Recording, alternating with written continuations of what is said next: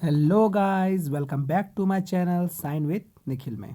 तो आज मैं आप लोगों के साथ समक्ष एक वीडियो लाया हूं जिसका नाम है चिपको आंदोलन।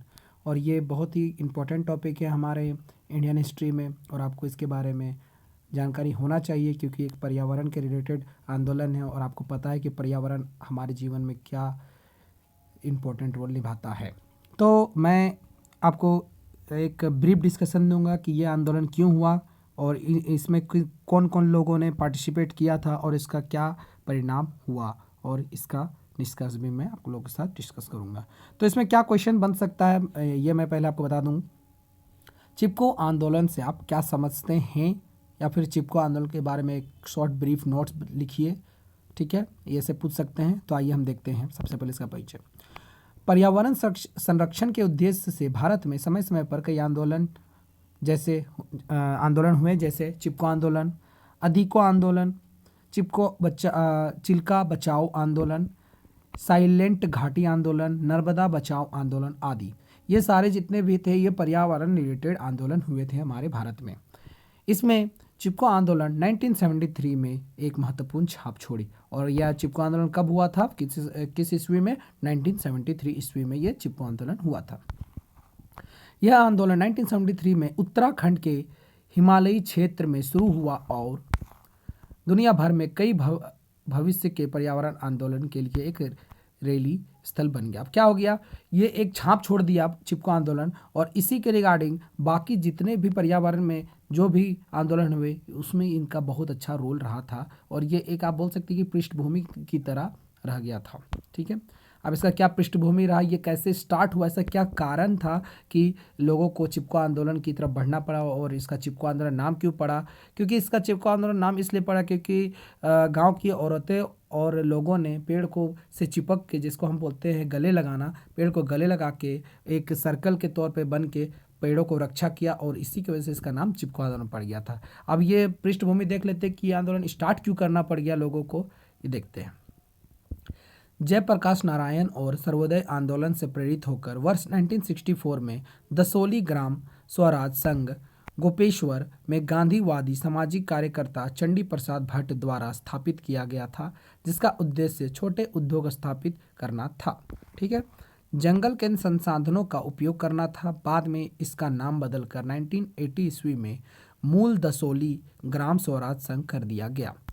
इस कारण वनों से अधिक संख्या में नीलामी होने लगी, जिससे हिमालय के क्षेत्र में जमीन खिसकने लगी और भूविस्फोट की घटना घटने लगी। आगे चलकर ग्रामीणों और महिलाओं ने कई छोटे समूह के तहत खुद को संगठित करना शुरू कर दिया। अधिकारियों के साथ स्थानीय मुद्दों को उठाया, जो आगे चलकर धरना एवं घटना से आंदोलन में परिवर्तित हो गया। क्या हो गया, पहले लोगों ने इसका विरोध तो नहीं किया, बट अगर कहीं भी इंडस्ट्रीज़ होगी तो उसके लिए पेड़ को काटना होगा, और पेड़ काटेंगे और उस पेड़ का कटा हुआ चीज़ को संसाधन में उपयोग होगा। मगर इससे लोगों बहुत प्रभावित हुए, वहाँ के गांव के लोग बहुत प्रभावित हुए।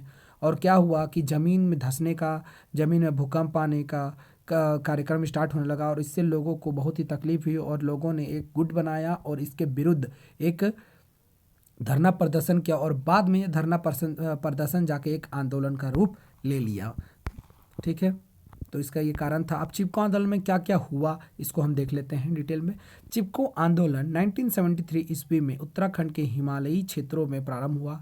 चूंकि इसमें सुंदरलाल बहुगुणा जो एक गांधीवादी कार्यकर्ता थे, इसी कारण भारत में चिपको आंदोलन ने अहिंसक विरोध शुरू करने के लिए एक मिसाल कायम की। तो ये अहिंसक विद्रोह भी था, जिससे आंदोलन था, क्योंकि गांधीवादी विचारधारा से ये प्रेरित था। और गांधी जी का एक ही लक्ष्य होता था कि कोई भी चीज़ को हिंसा से नहीं, अहिंसा से जीता जाए। ठीक है, चिपको आंदोलन में उत्तराखंड के हिमालयी क्षेत्रों में जब पेड़ों को काटा गया तो इससे निपटने के लिए पेड़ों से चिपक कर पर्यावरण संरक्षण का संदेश दिया। जैसा कि मैंने आपको कहा कि पेड़ों से चिपक कर के ये आंदोलन को दर्शाया गया, इसीलिए इसका नाम चिपको आंदोलन पड़ा था।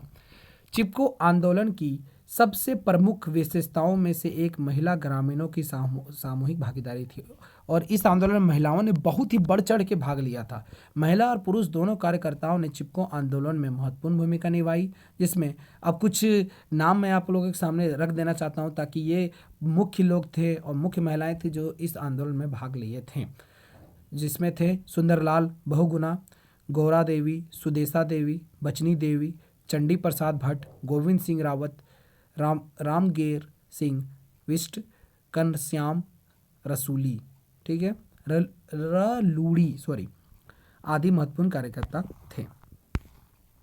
चिपको आंदोलन की व्यापकता देखते ही देखते संपूर्ण देश में फैल गई, क्योंकि इसमें भी गांधी जी के सत्याग्रह आंदोलन का समावेश था। अब इसका प्रभाव क्या रहा, काउज क्या रहा, वो देख लेते हैं। कारण तो हम लोगों ने देख लिया, अब इसका प्रभाव देखते हैं। ग्रामीणों ने मांग की कि बाहरी लोगों को कोई वन शोषण अनुबंधन नहीं दिया जाना चाहिए और पारिस्थितिक संतुलन को बिगाड़े बिना क्षेत्र का विकास सुनिश्चित करे। तत्कालीन राज्य के मुख्यमंत्री हेमवती नंदन बहुगुणा ने एक समिति गठन किया, जिसमें अंततः ग्रामीणों के पक्ष में फैसला सुनाया। इस प्रकार चिपको आंदोलन के प्रभाव के फलस्वरूप आगे चलकर अधिको आंदोलन, नर्मदा बचाओ आंदोलन आदि को उदाहरण मिल गया। ठीक है, ये इसका कारण था।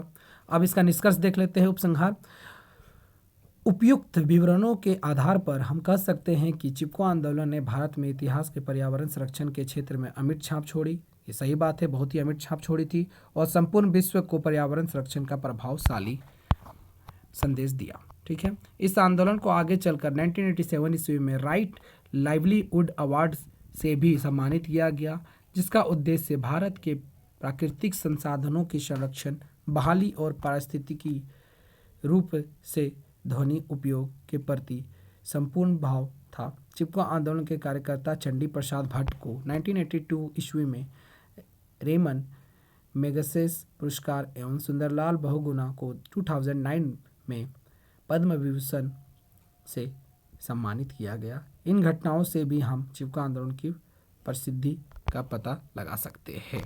तो चिपको आंदोलन का क्या कारण रहा और उसका क्या परिणाम हुआ, मैंने आपको एक ब्रीफ डिस्कशन कर दिया है आपके सामने और आशा करता हूं कि ये चिपको आंदोलन आपको एक छोटा सा वीडियो में समझ आ गया होगा। मैं आप लोगों को नोट्स इसलिए देता हूं क्योंकि आप इस वीडियो को देखते तो ज़रूर है, सुनते भी हैं और इसको नोट्स भी बना लीजिएगा, तो आपको ये एक हार्ड कॉपी आपको मिल जाएगा और इससे आप एग्ज़ाम्स में भी कुछ अपने पॉइंट्स डाल सकते हैं। तो अगर आपको मेरे वीडियोस अच्छे लग रहे हैं और समझ में आ रहे हैं तो प्लीज़ इसे शेयर करें और अपने दोस्तों के साथ इसे शेयर करें ताकि मेरा भी इस चैनल थोड़ा सा आपके माध्यम से आगे बढ़े, क्योंकि आप हैं तो हम हैं और इसी तरह पढ़ाई आगे चलते रहे। So thank you.